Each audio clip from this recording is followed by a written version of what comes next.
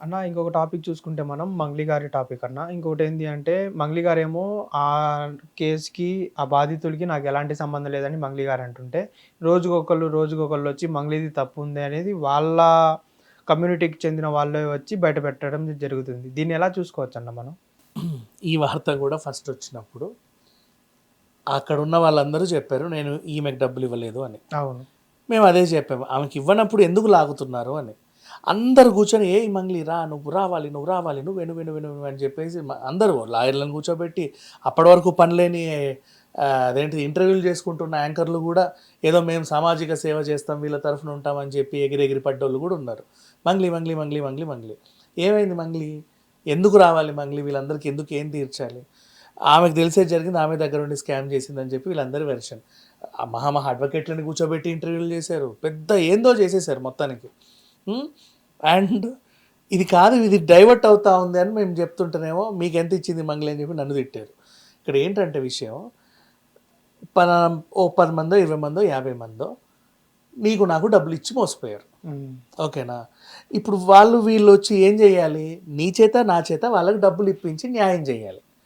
లేదా వాళ్ళ తరఫున నిలబడి నీ ఇంటి ముందు నా ఇంటి ముందు కొట్లాడాలి. నీతో కొట్లాడిన వేస్ట్, నాతో కొట్లాడిన వేస్ట్ అని అనుకుంటే మనం ఏం చెప్పామో మన కంపెనీ ఏంటో అదేంటో ముందుకు తీసుకెళ్ళాలి. లేదు అనుకుంటే ఇంకా ముందుకు తీసుకెళ్ళి నువ్వు మంగ్లీ పేరు కూడా వాడావు కదా, పోనీ అక్కడి నుంచి అని ఇప్పించు అని చెప్పి అలాగైనా అడగాలి. జస్ట్ ఒక ప్రొసీజర్ ఉంటుంది దీనికి. అలా కాకుండా వీళ్ళకి న్యాయం జరిగిందా లేదా, మీ తరఫున మేము ఉంటామని మాత్రం చెప్తున్నాం అంతే. వాళ్ళకి ఏం చేయట్లా. రోజు వాళ్ళని మంచిగా ఎంటర్టైన్ చేస్తారు, అన్ని ఛానల్స్ తిప్పుతున్నారు. కూర్చోబెట్టి చెప్పండి ఏం జరిగింది, ఎలా డబ్బులు ఇచ్చారు? నేను అక్కడి నుంచి తెచ్చాను, ఇక్కడి నుంచి తెచ్చాను, అదమ్మాను ఇదమ్మాను ఇలా ఇచ్చాను. అవునా? ఏ చేత్తో ఇచ్చారు? ఎడమ చేత్తో ఇచ్చారా, కుడి చేత్తో ఇచ్చారా? ఇచ్చేటప్పుడు ఏమైనా రికార్డ్ చేసుకున్నారా? ఆ గంట అయిపోయింది, పోండి పోండి.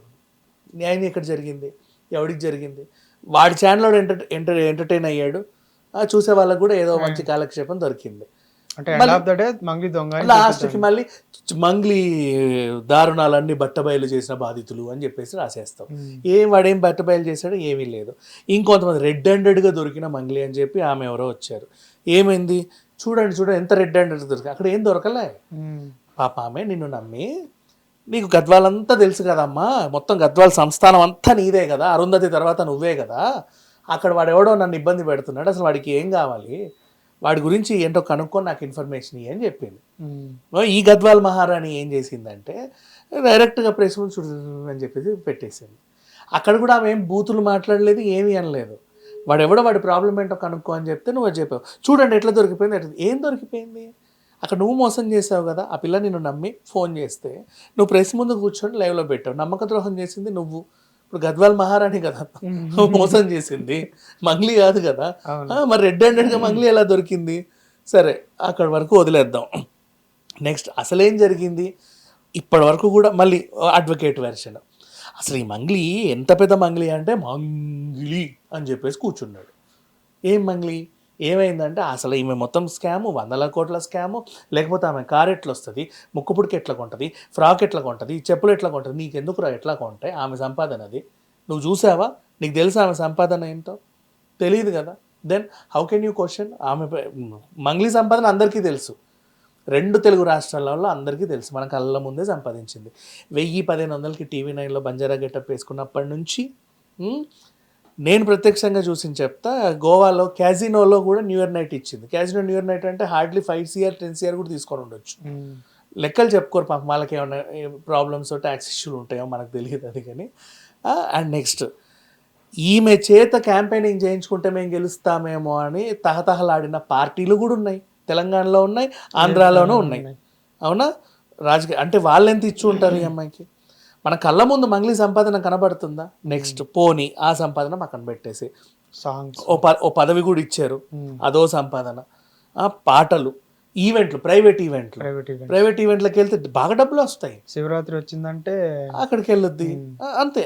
ఏ పేమెంట్ ఏంటని మనకు అనవసరం, కానీ బాగా సంపాదించి రోజు బిజీగా అయితే ఉంది. నెక్స్ట్ యూట్యూబ్ సాంగ్స్ ఏమో ఆ వ్యూస్ బట్టి దాని పేమెంట్ అర్థమైపోతుంది. అవునా? సినిమాలో పాటలు పాడింది, ఆ పేమెంట్లు మనకు తెలుసు. మరి ఇంక ఇవన్నీ తెలిసిన తర్వాత ఎలా మాట్లాడతారు? ఈ పిల్ల అది ఎట్లా కొన్నావు, ఇది ఎలా కొన్నావు? వాళ్ళ చెల్లిని దింపింది పాపం, ఇంట్లోనూ ఇల్లు చక్క పెట్టుకుంది. అంతే. ఎవడో కట్టలు లెక్క పెడుతుంటే వాడు తమ్ముడు తమ్ముడు తమ్ముడు అన్నారు. కాదురా మొహం చూడండి అంటే అయినా సరే ఈమెనే ట్రోల్ చేశారు. లేకపోతే ఇప్పుడు ఈ వ్యవహారం అంతని మంగ్లీ చుట్టూ తిప్పి బతకాలని కొంతమంది చూశారు. ఇప్పుడు ఎట్లా అంటే అఘోరి రాగానే అఘోరిని అడ్డు పెట్టుకొని కొన్ని క్యారెక్టర్లు వచ్చాయి. అవును.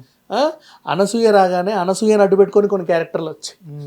నీకు తెలుసా? తెలుసు. మీడియాలో అంటే అసలు వాళ్ళు అనేసి కూర్చుంటారు అనమాట. అదే పనిగా కొన్ని ఎక్కడెక్కడ లేని చిల్లర్స్ అంతా వస్తుంది బయటికి. పక్కన ఉన్న వాళ్ళంతా పైకి వస్తారు. వాళ్ళు అన్ని ఛానల్ ఇంటర్వ్యూ వాళ్ళు ఫేమస్ అవుతా ఉంటారు ఆ టాపిక్ మధ్యలో. అట్లా ఇక్కడ ఈ వ్యవహారంలో అడ్వకేట్ అంతే, పెద్ద విషయమేం లేదు మనకి. ఓవరాల్గా ఏంటి, మంగ్లీకి ఏం తెలియదంట, అదంట ఇదంట అని ఒకవేళ తెలిసినా ఎవరు చెప్తారు? ఎవడు చెప్పడు. ఇక్కడ ఏం జరిగిందంటే యాక్చువల్గా ఈ కంప్లీట్ స్కామ్ ఊర్లో ఒక హేమకాంత్ అనే ఒక ఆయన అప్పుడెప్పుడో ఈ చైన్ మార్కెటింగ్, ఆ మార్కెటింగ్, ఈ మార్కెటింగ్ ఏదో చేశాడు. ఈ మార్కెటింగ్ ఎట్లా ఉంటుందంటే ఇందులో జాయిన్ అయినప్పుడు నేను జస్ట్ 3,000 పెట్టి ఇలా ఉన్నాను, జాయిన్ అయ్యి 3 ఏళ్ళు అయింది, ఈరోజు నేను ఆ 300 కోట్ల విల్లా నాదే, ఇది నాదే, అది నాదే, ఇంకా ఎక్కడెక్కడ ఎన్ని ఆస్తులు ఉన్నాయో నాకే తెలియదు, అంత సంపాదించానని వాళ్ళు చెప్తారు. అరే రే రే రే రే అని చెప్పి వీళ్ళందరూ పెట్టుబడులు పెడతారు. అట్లాంటి చైన్ మార్కెటింగ్ సిస్టమ్ ఇంతకుముందు ఒక 17-18 ఇయర్స్ బ్యాక్ బాగా నడిచినాయి ఇవన్నీ కూడా. ఎక్కడికి వెళ్ళినా ఎవడో ఒకడు ఉంటాడనమాట, దా కూర్చో అని చెప్పేసి ఆ ప్రోడక్ట్స్ చూపించి బాగా రుద్దేవాళ్ళు వాళ్ళు. అట్లా అలోవెరా మీదో ఇంకో దాని మీదో ఇట్లాంటి బోల్డ్ అన్ని ప్రోడక్ట్స్ వచ్చేవి. సరే వాట్ ఎవర్, అది వదిలేద్దాం. అలాంటివి వీళ్ళు చేశారు. తర్వాత అదే అలవాటు పరుచుకొని వీళ్ళకి ఏంటంటే ఊర్లో కొంచెం పలుకుబడి ఉండేసరికి అందులో ఉన్న మధు అండ్ ఇంకొకడు, ఒకడు తెలంగాణలో, ఇంకొకడు కర్నూలులో ఇదే దందా నడిపించి షార్ట్ పీరియడ్లో వాళ్ళ ఊర్లో పెద్ద స్టార్లు అయిపోయారు. వీళ్ళ బర్త్డేలు వస్తే ఫ్యాన్స్ అందరూ బ్యానర్లు కట్టుకొని ఎగిరేది, వినాయక చవితి వస్తే వీళ్ళదే హవా, బోనాలు వస్తే వీళ్ళదే హవా, సమ్మక్క సారక్క వస్తే వీళ్ళదే హవా, దసరా బతుకమ్మ మొత్తం వీళ్ళదే హవా. మరి ఆంధ్రాలో ఏంటో మనకు తెలియదు. అయితే అక్కడ కర్నూలు దగ్గర ఉన్న పరిస్థితి ఏంటంటే అక్కడ మోసం చేసినోడు ఎవడైతే ఉన్నాడో వాళ్ళ ఊరు గుత్తి, ఆ గుత్తిలో పుట్టి పెరిగిన మంగ్లీ అని చెప్పి తెలిసింది వీళ్ళకి. ఎప్పుడు మన ఊరు ఆమె ఇంత ఎదిగింది, మనం కూడా మంచి తోపులం కదా, మన ఊర్లో మనం ఎటు తిరిగితే జనాలు వస్తున్నారు, మరి మన ఈవెంట్లకు కూడా మంగ్లీ రావాలి కదా, మంగ్లీ మన ఈవెంట్లకు రాదు, మనమే ఆమె దగ్గరికి వెళ్ళాలి. సరే పోదాం. ఓ పబ్లో ఎప్పుడో వెళ్ళారు, మేడం ఈ అంటే ఆమె కూడా హీ అనింది. బూతైతే తిప్పుకోదుగా. ఎంత గుత్తి అంటే మన గుత్తోళ్ళు వచ్చినప్పుడు పలకరియాలి, సెకండ్ ఇవ్వాలి, ఫోటో ఇవ్వాలి, ఇచ్చింది, అది పెట్టుకున్నారు చక్కగా. అప్పుడు పరిచయం అంతే. అంటే వీళ్ళు స్కాములన్నీ చేసి ఎదిగిన తర్వాత ఏదో చెయ్యాలనుకున్నప్పుడు కత్తిరింపుకి ఎవరినన్నా పిలవాలి. ఎక్కడెక్కడి నుంచో ఎవరినో పిలవడం ఎందుకు, మన ఊరు మన గుత్తి మన మంగ్లీ ఉన్న తర్వాత ఇంకెక్కడికి ఎందుకని ఈమె దగ్గరికి వెళ్ళి ఆ తర్వాత సమ్ టైం ఇక్కడ మధ్యలో ఇంకొన్ని ఉన్నాయి. ఏంటంటే ఇప్పుడు మంగ్లీ చిన్న చెల్లెలకు కూడా పెళ్లి చేయాలి. మరి ఆ ఊర్లో ఉద్దండు ఎవడున్నాడు అంటే ఎటు తిరిగినా వీడి బ్యానర్లే కనపడుతున్నాయి. మరి వీడు తప్ప ఇంకో మగాడు లేడయ్యా ఊర్లో. మేము వాళ్ళతో సంబంధం కుదుర్చుకున్నాడు. తర్వాత అదేంటిది వాడు అక్కడక్కడిక్కడ ఫ్లాట్ గీటు అనగానే పాపం ఈమె చిల్లర ట్రాన్స్ఫర్ చేసింది. మళ్ళీ వద్దు అదేదో మోసం అనుకున్నాక విరమించుకుంది. ఆ ట్రాన్సాక్షన్లు ఇవన్నీ చూపించేసి వీడు మంగ్లీకి తెలియకుండా ఆ పేరు వాడుకొని ఏదో చేసాడు సంథింగ్. అట్లాంటి సిట్యువేషన్స్ అన్నీ ఈ అడ్వకేట్ దగ్గర ఉండేసరికి ఈయన ఇదంతా ఏదో షో చేసేసి దాన్ని ఇటు అటు తిప్పి అన్ని ఛానళ్ళు తిరిగాడు. ప్రతి ఛానల్ ఎంటర్టైన్ చేసింది. ఇప్పుడు బాధితులు అన్నారు, ఎవడెవడో ఉన్నావు, ఒరే బాధితుడా రా, ఏం జరిగిందో చెప్పు, మంగ్లీ పేరు చెప్పు. మంగ్లీ సంబంధం లేదండి, నేను డబ్బులు ఇచ్చాను, అదమ్మిచ్చా ఇదమ్మిచ్చా. మరి మంగ్లీ ఎందుకు వచ్చింది ఏమన్నా నాకు వాళ్ళు మాట్లాడుకుంటే మేము కూడా మాట్లాడుకుంటున్నాం. అన్నీ అమ్మి అంతంత డబ్బు తీసుకుని వెళ్ళి వాళ్ళకి ఇచ్చే బదులు వాళ్ళే ఓన్గా ఏదో ఒకటి ఊళ్ళో పెట్టుకుంటే. లేదు, ఊర్లో ఉంటారు అబ్బా, ఇట్లాగే ఉంటారు. అంటే కానిస్టేబుల్ పెట్టాడు, పోలీస్ కానిస్టేబుల్, మరి వాడికి ఏం పిచ్చి చెప్పు. మహామహులు అంటే ఆయనకు డబ్బులు వచ్చాయంట, ఈయనకు వచ్చాయంట, నాకు అలా ముందు ఈయనకు వచ్చేస్తాయి, ఇటు తిరగానే టిడింగ్ నీకు పడిపోతాయి 50,000, నేను కూడా పెడతా ప్లీజ్, అది ఏందో చెప్పవా ఉంటుంది కదా. ఆ కోరికతో పెట్టారు అంతే. అంటే ఊరోళ్ళందరూ ఒకరిని నమ్మేసరికి అక్కడ నేను పోలీసా డాక్టరా కండక్టరా కూడా ఆలోచించకుండా అందులో డబ్బులు పెడితే రెట్టింపు అయితే 3 అవుతాయి. ఏది మూట నదిలో వేయగానే ఇంత బరువు ఎక్కొచ్చు చూడు ఇంద్రా సినిమాలో, అట్లా డబుల్ అవుతుందని చెప్పగానే అందరూ వేసేసారు బంగారం దాంట్లో. అదే జరిగింది. ఉంటారు ఊర్లలో. అంటే ఇంకా ఉన్నారా అనేది నాకు ఆశ్చర్యం. వై బికాజ్ చేతికి స్మార్ట్ ఫోన్ వచ్చాక ప్రతి ఒక్కడికి అన్నీ తెలిసిపోతున్నాయి ఈ రోజుల్లో. ఇంకా మనం అంత మోసాలు చేయలేం. బట్ నేను నమ్మాను, ఎందుకు చెప్పనా, ఇప్పటికీ బెట్టింగ్లు ఆడుతున్నారు చాలామంది.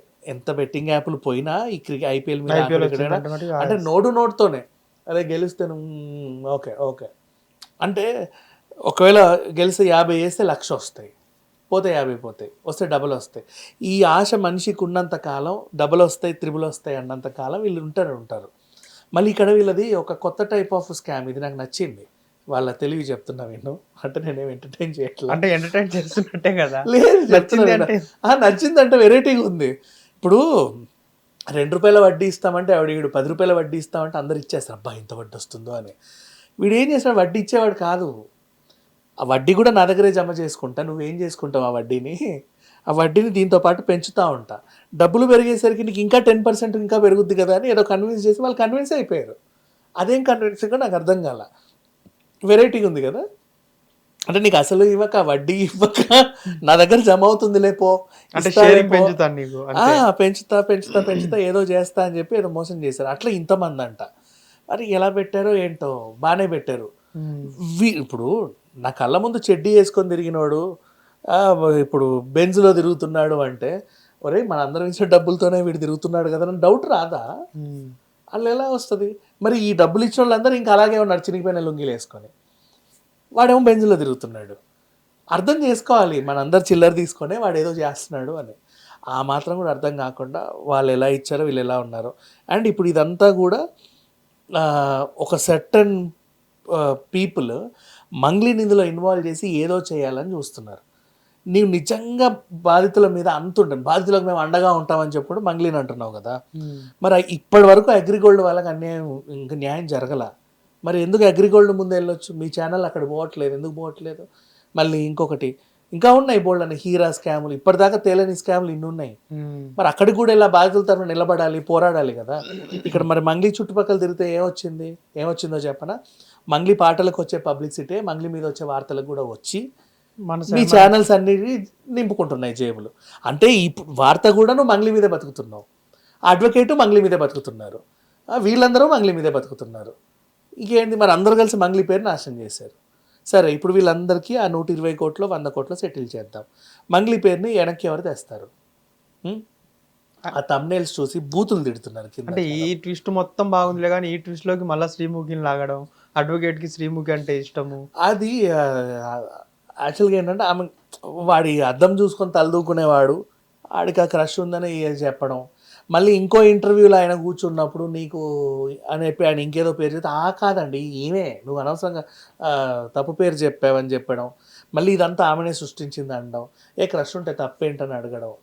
ఏందో పెంట కాకపోతే మధ్యలో అనవసరంగా. అంటే ఇప్పుడు గౌతమిను ఆయన కొట్లాడుకున్నారు, మధ్యలో ఎక్కడ సంబంధం లేని రీతుని లాగారు. అప్పట్లో లావణ్య రాజతరంలో కూడా సంబంధం లేకుండా హర్యానాని లాగారు. అవును, మీరు కొట్టుకు సావండి, మధ్యలో వేరే క్యారెక్టర్లు ఎందుకు లాగుతున్నారు మీరు మీ గొడవల్లోకి? తర్వాత ఎవరికి వాడు బాగానే ఉంటారు, కానీ మధ్యలో వచ్చిన వాళ్ళు పాపం వాళ్ళ పరిస్థితి ఏంటి? అట్లా ఎప్పుడు ఎందులో కూడా ఎవరిని లాగకూడదు.